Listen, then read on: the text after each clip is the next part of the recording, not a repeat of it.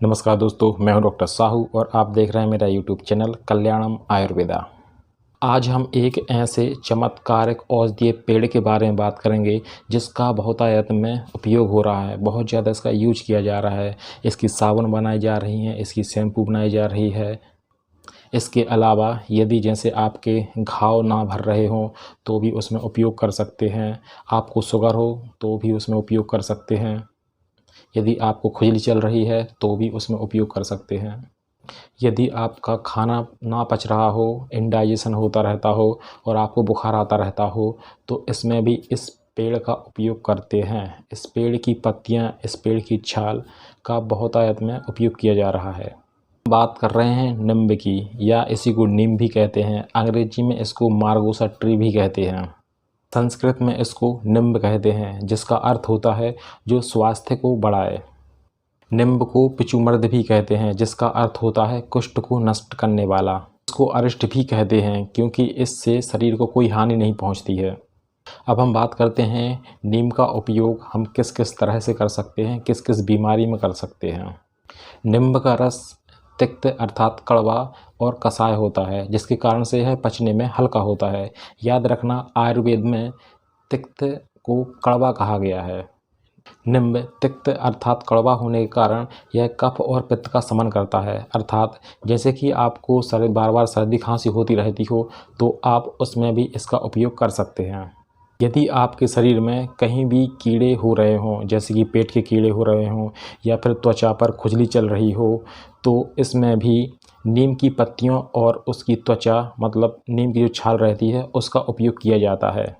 यदि आपके शरीर पर व्रण हो गया हो या फिर कोई फोड़ा फुंसी हो गई हो जो पक नहीं रही हो, तो नीम की त्वचा और नीम की जो पत्तियां रहती हैं उनको बांटकर इसका लेप करने से भी जो फोड़ा फुंसी रहती है वो जल्दी पक जाती है।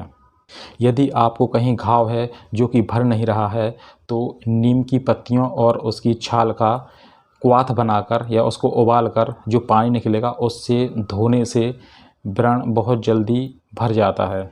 यदि आपको कहीं से मवाद निकल रही हो, पीप निकल रही हो, पस निकल रही हो, तो उसमें भी नीम की पत्तियों या छाल का क्वाथ बनाकर या उबाल कर अच्छी तरह से उसका जो पानी निकलेगा उससे धोने से पीप आना बंद हो जाती है।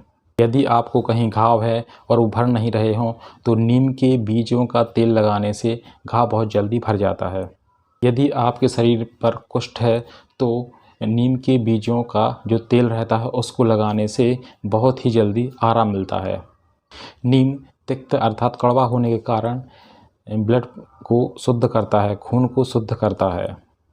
इस प्रकार से जो अशुद्ध रक्त के कारण जो बीमारियां हो रही थीं उनको ठीक करता है, जैसे कि पिंपल्स होना या कहीं सूजन हो जाना, इनको नीम ठीक करता है। यदि आपको प्रमेह है या डायबिटीज है तो आपको नीम का उपयोग करना चाहिए, क्योंकि यह कड़वा होने के कारण डायबिटीज या शुगर को ठीक करता है। नीम के बीज गर्भाशय उत्तेजक होते हैं। नीम कड़वा होने के कारण त्वचागत होने वाले कुष्ठ को ठीक करता है और प्रमेह, डायबिटीज, शुगर को भी ठीक करता है। नीम तिक्त या कड़वा होने के कारण आम के पाचन को डाइजेस्ट करता है, अर्थात जो खाना प्रॉपर तरीके से नहीं पचता है तो उसको भी पचाता है और डाइजेस्टिव सिस्टम को ठीक करता है, पाचन क्षमता को बढ़ाता है। यह नीम ज्वर अर्थात बुखार को जड़ से ख़त्म करता है। नीम की कोमल पत्तियां और पुष्प आँखों के अनेक रोगों को ठीक करती हैं।